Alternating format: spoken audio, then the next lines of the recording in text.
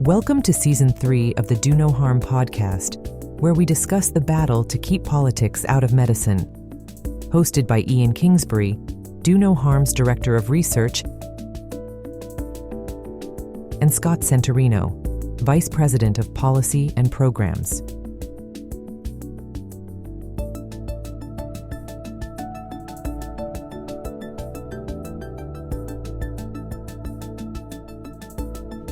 Welcome back to the Do No Harm podcast, where we defend the core values of medical practice every week.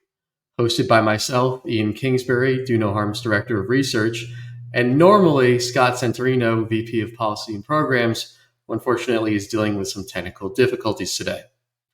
Tune in as we tackle issues such as how to combat DEI in medicine and so-called gender-affirming care, all to protect patients and ensure healthcare focuses on science and solutions, not politics.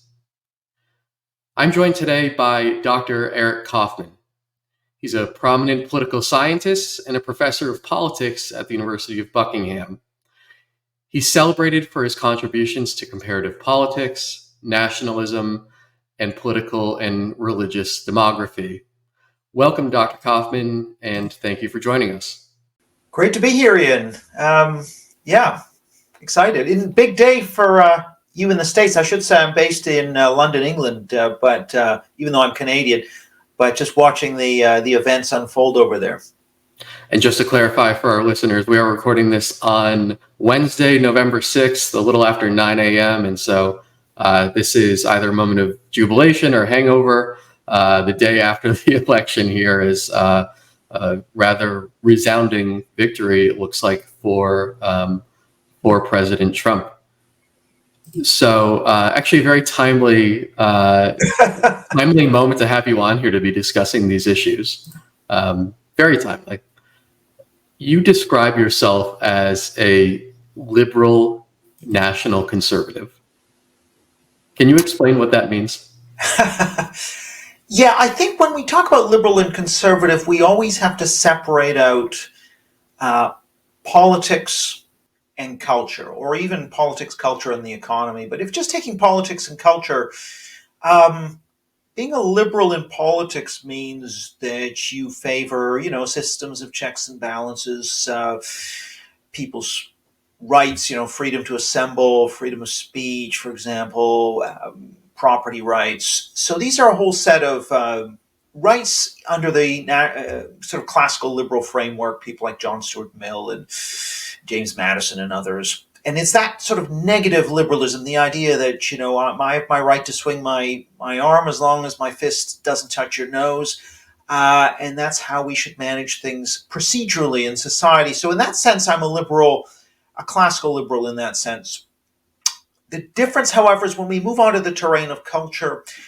And of course, liberalism means different things, but to the extent that it reflects what you might call an egalitarian worldview that would specify that groups in society must have equal outcomes. So black and white, men and women must have equal, outcomes in terms of top positions, being part of the student body at Harvard, etc. To the extent that essentially not offending people, not offending particular minority groups, even the most sensitive members of those minority groups, by saying something like, anyone can get ahead if they try hard, to the extent that that is seen as out of bounds, that's something that I would oppose. So that kind of cultural progressivism I would oppose. Rather, what I would say is I think it's important, attachments to nation are important to a lot of people. I think that's perfectly legitimate. So I would sort of subscribe to this idea of conserving national traditions, not everything, not preserved in aspect, but I think is a worthwhile, it's a pursuit of the good life. It's something that's enhances human flourishing. So I can have those cultural beliefs, but within a procedural liberal framework, and that's why I'm a liberal national conservative, I say. So that juxtaposition that you're drawing between liberalism and progressivism, where progressivism is an order that really focuses on identity and grievance, To what extent would you say that the election results perhaps are a referendum or an indictment on that worldview?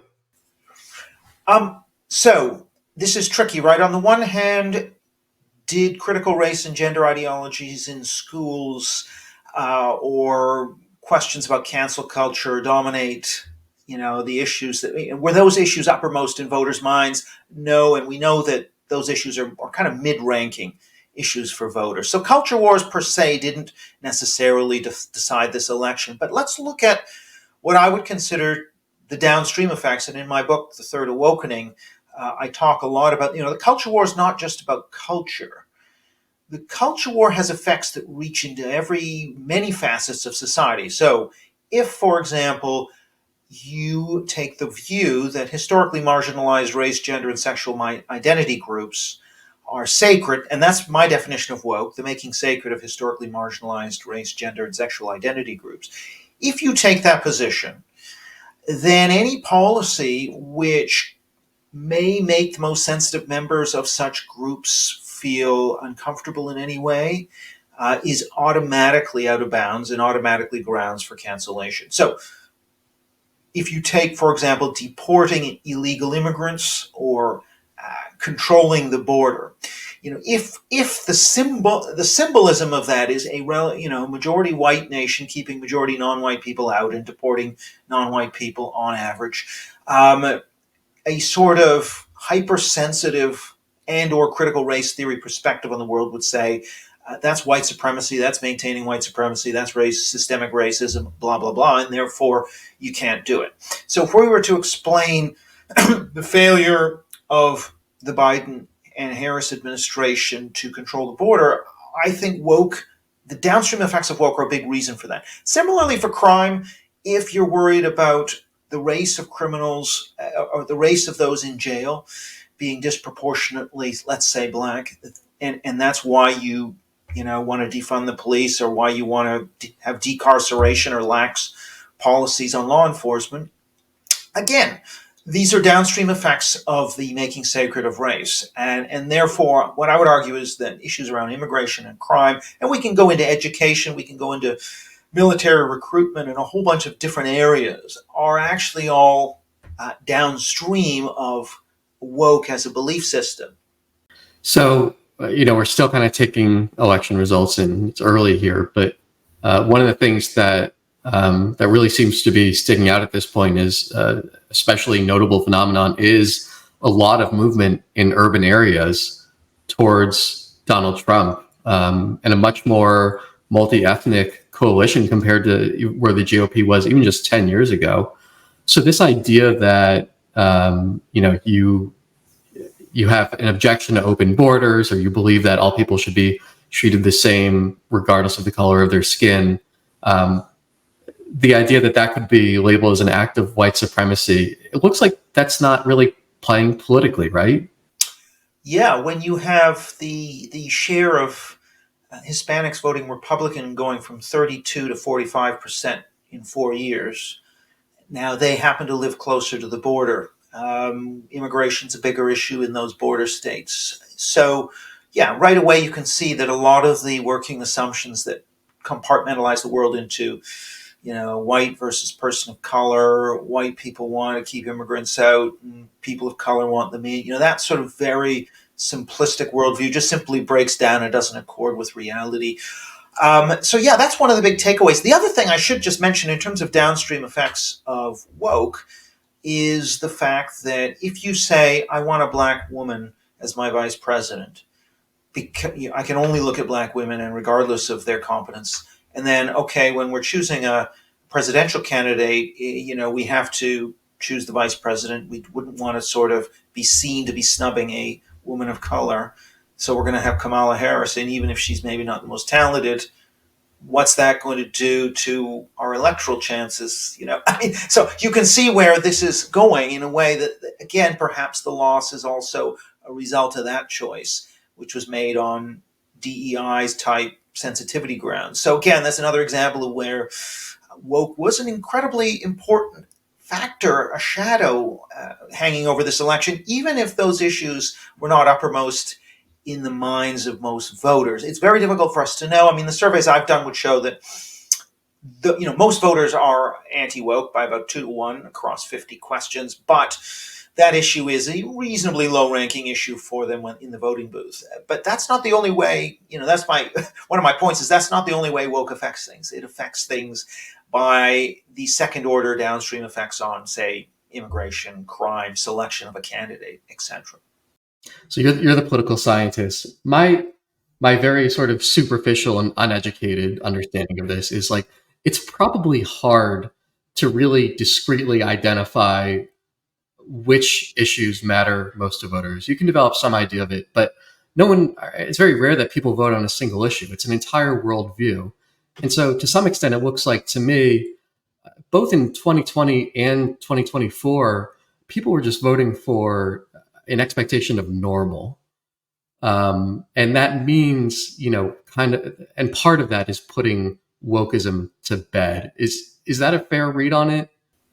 Well, I guess, I'm a political scientist. I work with a lot of data, and I'm sort of the view still that unless a politician is really able to elevate this issue, Glenn Youngkin in Virginia on critical race theory, and to some extent Ron DeSantis in Florida, were able to raise what we would call the salience or the priority of an issue in the voters' priority list to move it up from number 6, 7, 8 up to number 1, 2, 3 or something. That has been shown, relatively often to be correlated with voting behavior. So I do believe that. I also think a lot of voters struggle sometimes to grasp exactly what's going on in these culture wars or what people mean. A good example just in the UK was in Scotland, where the government brought in the Gender Recognition Act, which would have permitted, male, biologically male violent criminals to go into women's prison. And actually that wasn't causing any problems for the Scottish government until a photo of this tattooed male rapist about to go to a women's jail popped up, and suddenly there was a great hue and cry, and that led to the downfall of the leader, Nicola Sturgeon, of the Scottish nationalism. So that's just one example of how it takes that visceral image. The visceral image is needed in order to cut through to voters, and you need a politician who's willing to wield those images and to hammer away at them in order to get these issues higher up the agenda. Right now, would I say it played in the election? I think it did a little, but mainly in an indirect way, because it caused so many problems, whether it be homeless encampments, whether it be a crime wave, whether it be a border that's not under control. All of these things are things voters can see and understand, whereas they may not immediately understand what we mean by a Gender Recognition Act or gender reassignment,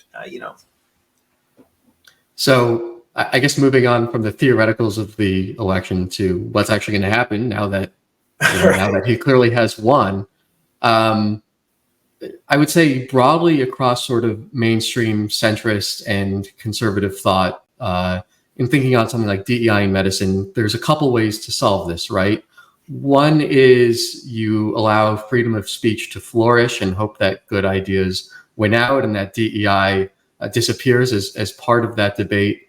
And then there's another school of thought, which I hope I'm not mischaracterizing, but I think would probably be more consistent with sort of that NatCon worldview that says, no, we're gonna go in and we're gonna fix this through government action. So, am I understanding that correctly? And if so, please make your case for that approach. I think it just depends on the sector we're dealing with. I think when there's low barriers to entry, like podcasts, media, anything online, then you can allow the free market and good ideas to drive out the bad. And particularly where there isn't the same kind of conformity pressures that if you step out of line, you're going to be ostracized. The opposite of that would be something like universities. It's very expensive and difficult to set up a new one. University of Austin, for example, has raised hundreds of millions of dollars. They've only just had the first graduating class. They're working out all kinds of bugs. It's just not easy to challenge a very established hierarchy where you have alumni, you have endowments, you have established prestige rankings. Very difficult. I would also add, I think in schooling, it's the same, actually, that it's, yes, you can set up private schools, but for parents to really understand what's being taught, they don't see all the materials. It's very tricky. So this is where, in a lot of these situations, schools, universities, and probably medicine I would include in, because they're kind of connected to the university system, um, using the power of elected government, elected executive government, which is the one institution, one elite institution that the majority, the anti-woke majority of the population can control. That is, I think, going to be crucial in order to reform. So this is about intervening and reforming in the institutions, university, schools, hospitals, for example. And you will need a government to go in there, perhaps draft legislation or new guidelines, and to enforce those guidelines in these institutions. And that's very doable, I think, with patience, with detailed enough guidance. You can squeeze out the loopholes that are typically used. It won't get rid of all of the problems, but it'll get rid of a lot of the problems. So I don't think we've really tried. I mean, we're starting to, and in the red states are leading the way on some of these things.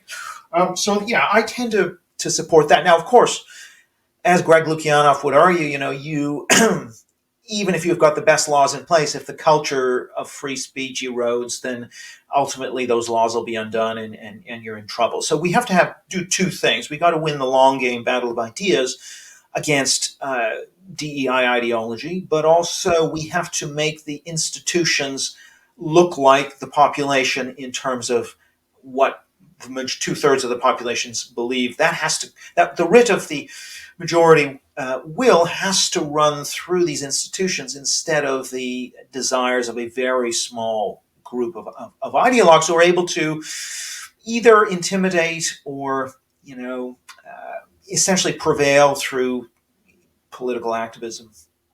If you're listening to the Do No Harm podcast, odds are you're concerned about the steady creep of DEI and identity politics in medical institutions nationwide. The best way to fight back is by becoming a free member of Do No Harm. We have more than 11,000 members nationwide, from physicians to nurses to folks in academia and concerned parents. Membership is free. Join us at donoharmmedicine.org/become a member.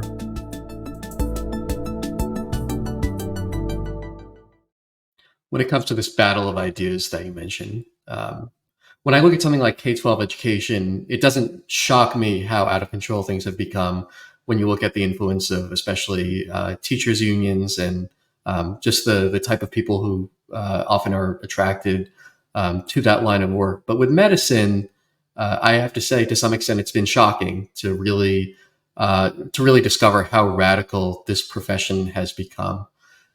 Do you have thoughts on how or why exactly that happened?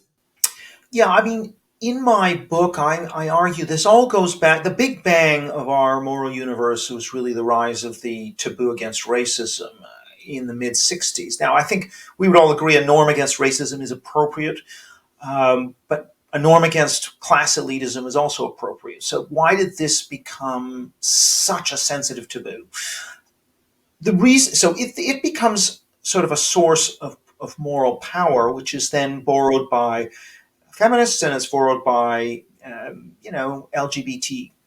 So they're all gaining, they're cloaked in this aura of sacredness, which means that even if you have only one or two individuals in a room of 15 or 20 at a meeting, if they raise an accusation of homophobia or transphobia or racism, because of the way our emotional regime, the moral order is laid out, the terrain, they have incredible force multiplying power.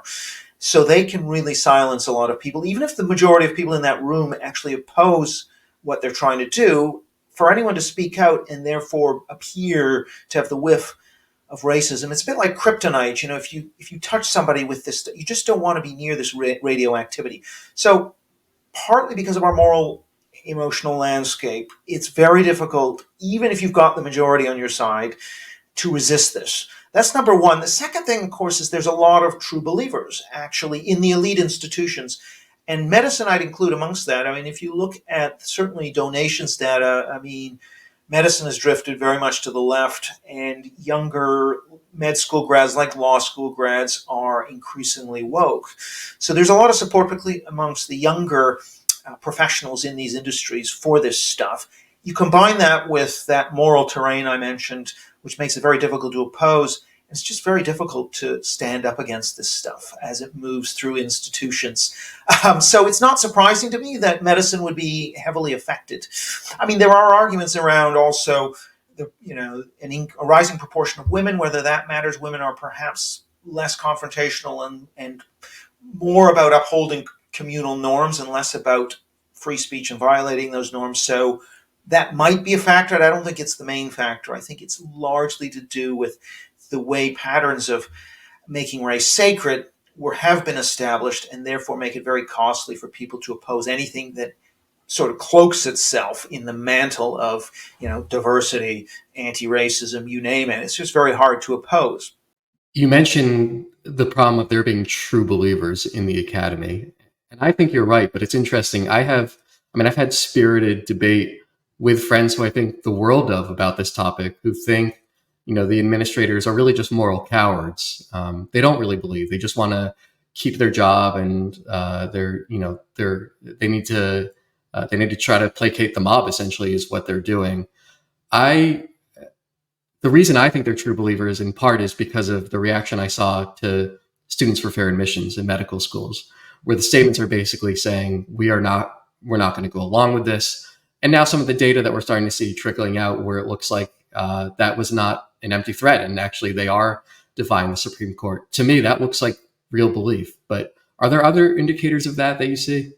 Yeah, I mean, well, you saw that, by the way, with speech codes too. Universities, even though those were being struck down in the courts, universities simply stuck with them, or they went underground and popped up 2 years later. So universities don't want to cooperate with the free speech agenda, actually, or the anti-DEI agenda, and they will resist whatever way they can. But I think determined government effort can actually, and has shown to be, producing results in red states. But true believers, we know from survey data that, for example, almost 2 in 3 social science academics from elite universities in the US, Australia, Britain, and Canada support the use of mandatory diversity statements, or at least they are more supportive of them. If you present them with a binary choice that says, mandatory diversity statements are necessary to serve a necessary qualification to serve a diverse population, or they are a political litmus test, which is a violation of freedom of conscience. By almost 2 to 1, they'll go for, these are justifiable. That's on a survey. No one's being watched. There's no peer pressure. So I really think there's a large degree of support. Anything that, it's sort of the iron fist and the velvet glove. Anything that's cloaked in a euphemism that touches on social justice, diversity, anti-fascism, anti-racism, etc., they'll go for it. Now if you say, okay, well, if somebody doesn't want to undertake the diversity training, should they be fired from their position? You won't get many sort of advocating firing. A lot of them, however, in practice will look the other way. If that's exactly what the university does, they'll sort of kind of look the other way.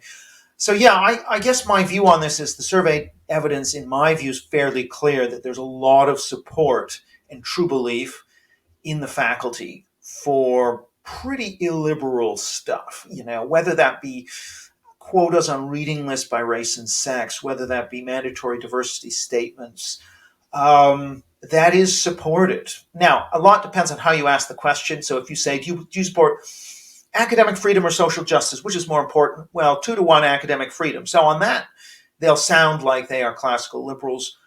But again, if you ask, do you support political correctness because it protects minorities from discrimination, or do you oppose it because it stifles free speech? 3 or 4 to 1, they'll support political correctness. So, all I'm saying is they are not all a bunch of free speech classical liberals. So if I might ask you to put your strategist and tactician hat on for a moment, you and I know how out of control things are in medicine, but not everyone knows. So who is it that needs to be convinced that there's a problem here, and how do we go about doing it? My view would be that you need to engage the political process. And so that means the change is not going to come from the left. Their view is to always try and downplay and claim it's a moral panic and it's divisive. That's their strategy. But the right needs to be going after these issues because they have majority support in the public. That means you need brave politicians. I mentioned Ron DeSantis and Glenn Youngkin. A lot of other politicians, even on the right, are scared to wade into these waters because they don't want to be accused of being a racist or a transphobe or something like that. The first thing is for the right of center parties to find their courage, and that means when it comes time to be primaried, their constituents need to be informed. So if you compare, for example, the abortion or guns issue or the taxes issue, those have established lobby groups within the Republican Party that will do scorecard appraisals of congressmen, that will inform constituencies.